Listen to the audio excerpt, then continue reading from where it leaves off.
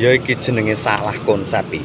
Tapi salah sing wis dadi budaya. Piye angel wis dadi budaya iki. Ora kerja ki ra ndek dhuwit. Giliran kerja malah duwe bon. Lha kerja urung bon wis digiyatne. Dadine kerja malah mek nyaur bon.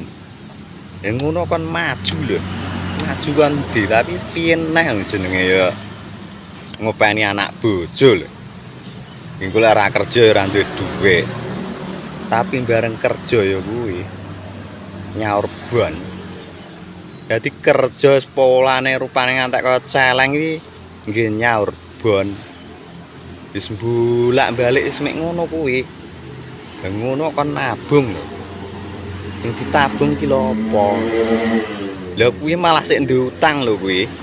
Ora kok bar kerja terus totalan turah niki ora.